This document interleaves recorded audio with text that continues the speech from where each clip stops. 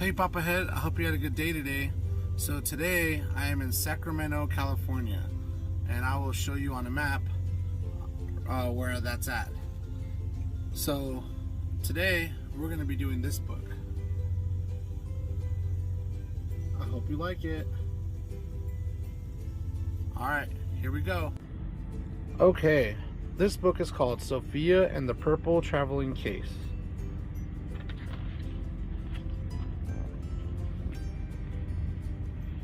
Aunt Stella, you're finally here, exclaimed Sophia.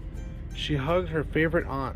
I'm so happy to see all of you, said her aunt as she dragged in a purple suitcase decorated with pink flowers.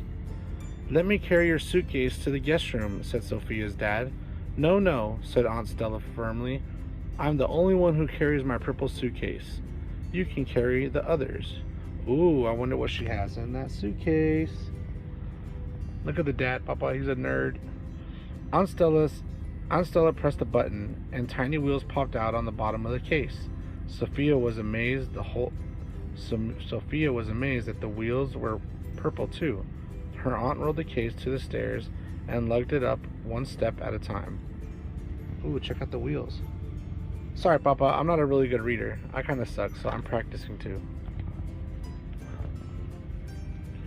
Look, it looks like they're making cookies or something. Okay, let me turn it this way. Nope, back this way. Tired from her trip, Aunt Stella decided to take a nap. Sophia's mom laid her little brother,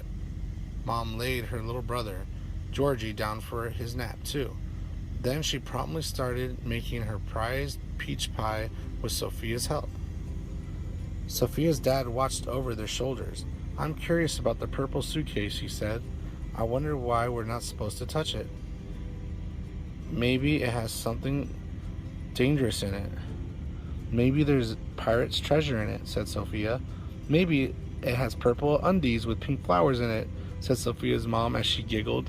Ew, she's got pink, purple underwear, Papa Head, with flowers on it. Kind of like her apron.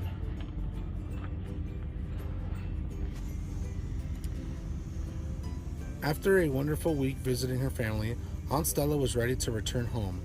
Early in the morning of her last day, she looked on Sophia to find her still sleeping. Careful not to wake her, Aunt Stella quietly tiptoed downstairs. She spotted Sophia's mother in the kitchen, and before saying goodbye, she told her that she had left a gift for Sophia in the guest room.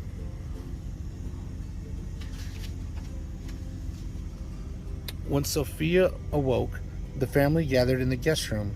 They just stared at the purple suitcase in amazement. That's when Sophia's dad saw the note taped to it. It said, Sophia, I hope it takes you to the same magical places it took me. Love, Aunt Stella. Cool. Bewildered but curious, her dad decided it was time to see what was inside the purple suitcase. He tugged the lock and pulled the zipper, but he couldn't get it open. Don't worry about the suitcase, Alex, Sophia's mom said. You're going to be late for work. Can I try to open it? Sophia asked. Sure, she left it to you, her mom said.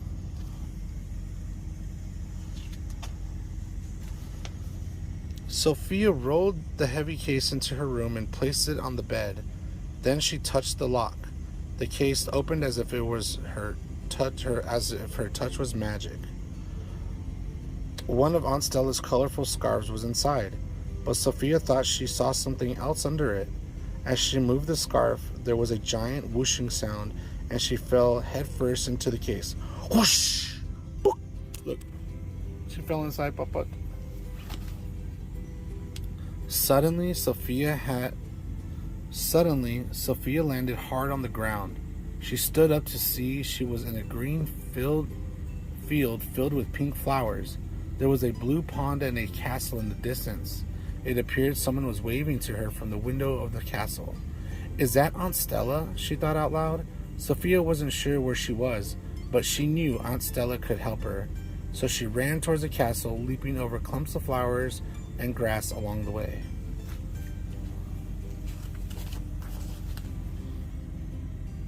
Sophia entered the castle and began walking from room to room. in search of her aunt. Each room was marvelously decorated, but Stella could not be found in any of them. Sophia then walked into a bedroom that was truly adorned for a princess.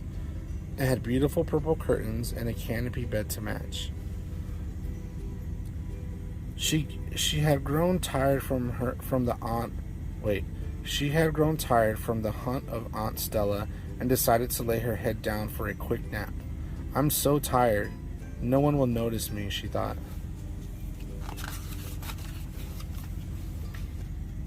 When Sophia woke, she was at home in her own bed. Wow, how did that happen? Sophia thought. Where was I? She looked around her room. The purple traveling case was still on the bed, but the pattern had changed to pink fish and bubbles. What? Sophia leaned closer to the case and reached out her fingers. As she touched the lock, the case opened, and she fell in headfirst again, this time with a splash. Maybe she's going somewhere where there's water. In a split second, Sophia was under the water. She was surprised she could breathe. When she looked back, she could see that she had a mermaid's tail. No wonder I can swim so fast, she thought. That's cool. In the distance, she could see a beautiful coral reef. There she saw the Sea King. He was a large octopus surrounded by mermaids who appeared to adore him. Wait, is one of those mermaids Aunt Stella? She wondered. Is it really her? I don't know. I don't see her. Oh, there she is.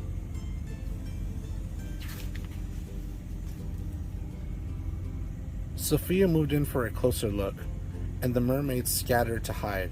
The Sea King eyed her suspiciously and asked what her business was in the Sea Kingdom. I thought I saw my aunt, said Sophia. She looked like one of your mermaids. Impossible, exclaimed the Sea King. They are all my daughters. You must leave now. The Sea Kingdom is no place for you. The Sea King waved Sophia away with his tentacles. Get out of here. With that, Sophia opened her eyes. She stretched out and realized her foot was hitting the purple case. It was still on her bed. It must have all been a dream, she thought. She glanced at the clock. It was time to get up for the day. Ooh. Sorry, dropped my phone. After breakfast, Sophia couldn't get the suitcase out of her mind. Were her dreams somehow connected with it? She marched back upstairs to her bedroom and looked at the suitcase again. This time it had a pattern of rainbows. How strange, she thought. She touched the lock and the case opened. Swoosh! Swoosh! Swoosh! Swoosh! It ate her again, Papa. She fell in, and suddenly she was riding on the back of a unicorn. The sky was filled with a giant rainbow, and the unicorn took off through a pasture of blue-red flowers.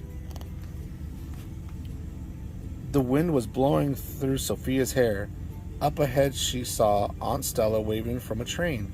Sophia pulled the reins on the unicorn's collar. The unicorn slowed, galloped up to the train platform, and bent down so Sophia could get off.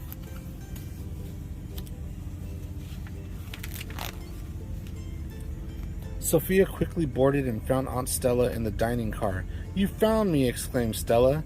Did you have fun on your travels? Yes, they were wonderful, said Sophia. I just wish you didn't have to go. You can come visit me anytime, said Aunt Stella, and I'll come visit you next year. Now the mystery of the purple traveling case was solved. It wasn't used to take on travels. It was a way to travel.